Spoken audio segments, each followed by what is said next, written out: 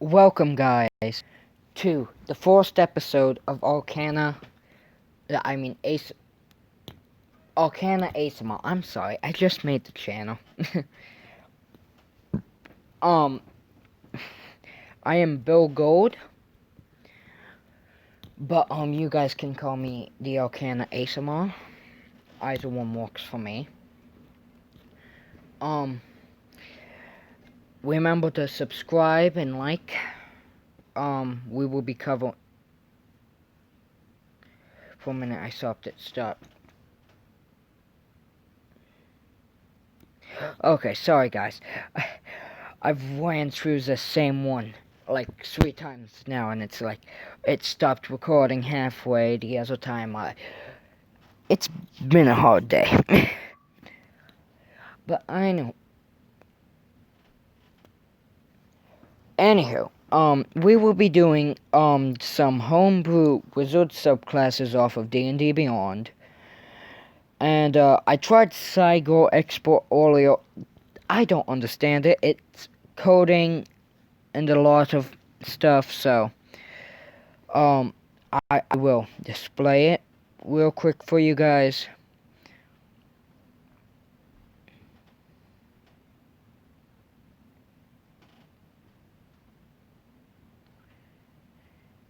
Anywho, we should be able to do about one of these per episode,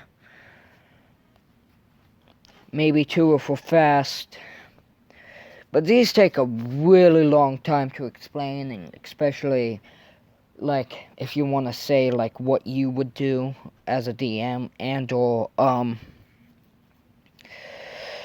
but anyways, like if you want more of this. The eventual I'm sorry, it's late. Choosing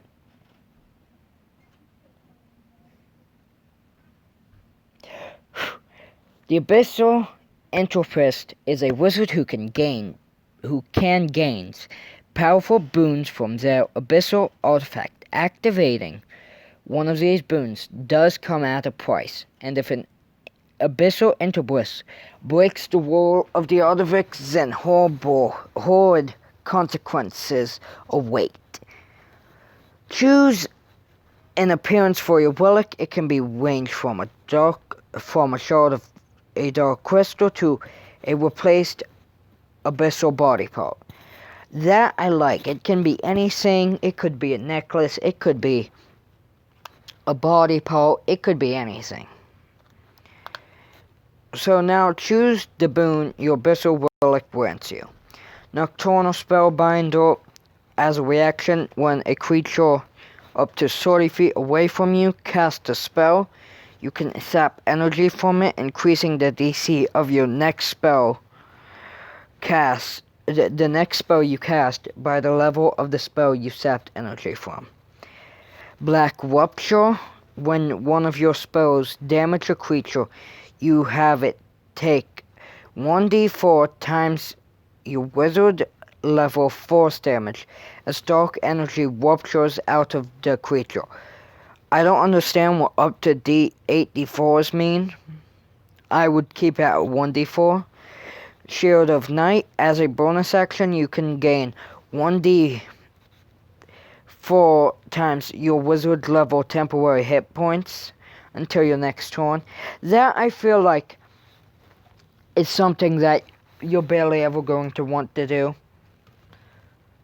Because unless you know, like, you're low on hit points and you're about to die, which I guess is pretty often for a wizard, unless you play pretty smart.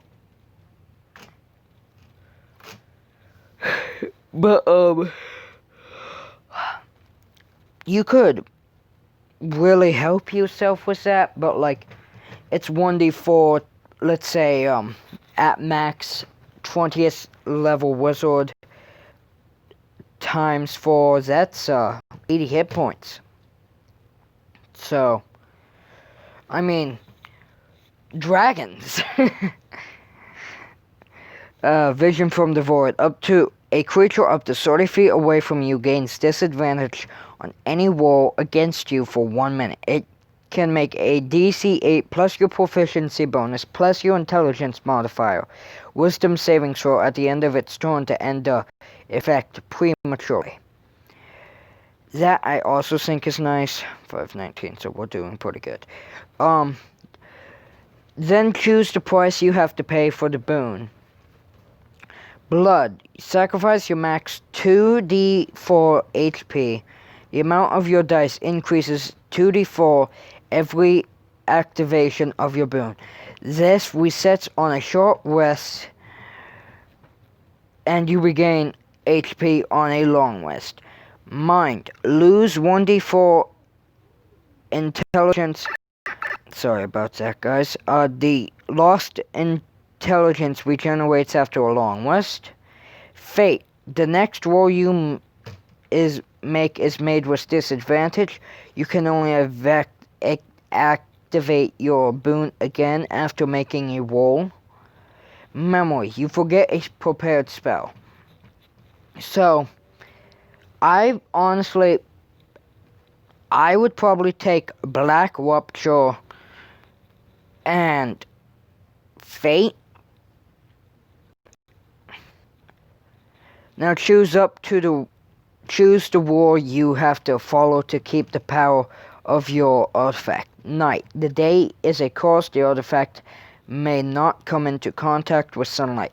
That's going to be a problem if you have a body part. So, I want to do that if you have a body part. If it's just a shard that you can keep it in like your pocket or whatever. Sacrifice the artifact. Hungers, you must sacrifice one living being which is at least the size of a dog. So, instead of tiny, it would be small. Through a ritual that takes up to 1 hour. Peace. The artifact dislikes death. You may harm living beings, but not directly kills them. Indulgence. You must always give in to your emotions. You may never ignore a craving. I would choose peace, because as a wizard, I don't see you killing a lot. Like, you barely ever get a final hit, and I see it more as a control class than anything else. And finally, choose the consequence when you break the wall. Berserk, you lose consciousness as the hungering void of the artifact goes berserk for 12 hours, forming a huge creature around your body. This monstrosity will try to kill everything it sees, preferring anyone you hold close. If the creature is slain, you fall out of its dissolving body and stay unconscious for 2d4 hours. The creature is an abyssal horror. Pretty bad for your party. Mindborn, your intelligence drops to 1 for 2d4 days. This can't be migrated by magical items or effect. Every time the consequence activates, the time your intelligence is 1 doubles. A traitor, a friend of yours, will be possessed by a dark spirit. They will randomly decide to kill you. Only their own death or a wish spell changing their mind. Weakling. Lose the ability to cast spells for 2d4 days every time this consequence activates. The time you can't cast spells doubles. I would personally, my dream one would be Black Rupture, Fate, Peace, Berserk. That's personally how I would take it. Because mainly, you ain't losing anything other than your next roll, which you could... it says next roll. Never mind, you can't make a dash action. What you could do, or what I see people doing, is, making, like if you have climbing for your race, I see people, like, making an acrobatics check the next turn to, like, get up higher, which completely fine with me, I would say. Confrontance. During a long rest, you can enhance one of your spells through a ritual with your artifact. Choose a positive effect of the enhancement. This, I see, like, you playing an elf, you playing like, something that doesn't need sleep, like a haunted one, or an elf, or what else doesn't need sleep? A haunted one elf. Ares, you may reroll 2 dice from the spell's damage and must use the new rolls. That's nice. When casting the spell, gain temporary hit points equal to its level. I wouldn't use that one, personally. Zeus, when casting the spell, choose a creature up to 30 feet away from you. It takes 1d8 necrotic, 1d8 lightning damage if it fails a dex saving throw equal to your DC, with a DC equal to your spell DC as dark lightning strikes it. That's really nice if you're really close to the enemy, or like a minion of the enemy. Poseidon, you can push up to 2 creatures affected by your spell up to 10 feet in any direction you choose. I would flavor that so as like water just pushing them away. Artemis, range or radius or width, or all 3. That's not in there, but I want to say all 3. I would say all 3. Of your spell is increased by 5 feet. I would let it be increased by 15 feet, or you can do all 3 and have it do 5 feet every way. Orpheus, your spell doesn't require V, S, or M components or M components, and is invisible to anyone but you and the creatures affected by it. True Sight ignores invisibility. I could see people using a wish spell like that. I could see that one being abused. Like, you can't have all in one day, but like, especially if you're a fireball wizard. I so see, like, them doing that and getting rid of the fact that they need to do background.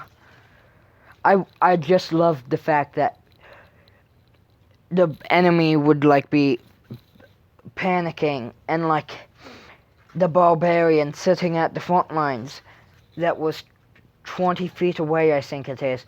And it's like, what happened? But casting this spell poses a challenge. Choose a negative effect of the enhancement. Not gonna try. You can't cast the spell at a higher level. Like I said, with Wish, you can't cast it at a higher level. So that would be perfect. Fireball, not really. Luna, you can cast a spell at night, which would be bad. Soy, you can only cast a spell at day. Your spell has a... Oh, my mistake. That would be bad if, like, you encountered a monster during the night, which I don't like the fact of. In order to... Your spell has a 25 chance to affect a target chosen by the GM instead. So percentile rolls, if it's 1 through 25, I would probably choose that if I was doing Fireball. But like Wish, I would choose Wish and then Apasamim, or however you pronounce that, or Fracture. As an action, you may unleash a storm of necrotic and radiant energy, and centered on yourself by using yourself as a catalyst for your artifact's power.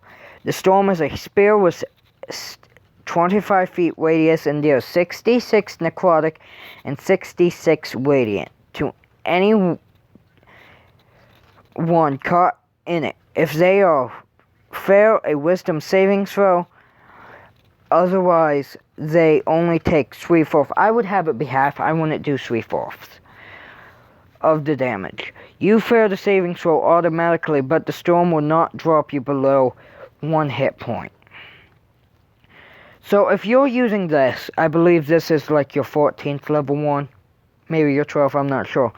But if you're using this and you have hold on, let me find it. Shield of Night, like, do that right before you would do that. That would take off your temporary hit points, because that's at the end of your turn. So I could see someone doing that. And then finally, Succentens. You may cast spells with a casting of one action as a bonus action, and it increases its DC by 1d4 plus 1. If you choose to use this option, you will be also affected by the spell if it does something negative to the effective, or affect an enemy if it does something positive to the effective of the GM's choice, even if you or the enemy isn't in range of said spell. So, if you really want to do a long-term plan, I see you taking Nocturnal Spellbinder. Then you take Fate. You will then take Indulgence. That way you don't have to worry about anything. You will take Traitor. You will plan during a long rest. You will take Zeus. You will then take Immortata. And then you will use this. Doing so really would mess an enemy up. I could so see you doing that. I could see, like, Fireball. They cast a 9th level spell. You sap your energy from it. You do the things. And because it's not a roll, you don't have to worry about messing it up. I so see someone doing that. Or like some other spell. Which I find nice. I find this subclass very nice. I would allow it into my game. I would personally like to play it. I wouldn't add any more to it. I would probably change its names to be a bit more pronounceable. I could also see this, like, as a Warlock Hexblade. Like, that's flavor. Talk about flavor. If you got a Warlock Hexblade and it was an Abyssal thing, ooh, the flavor's unlimited. Yeah, but that was today. Mainly because I don't want to have an extremely long episode. So that was the Abyssal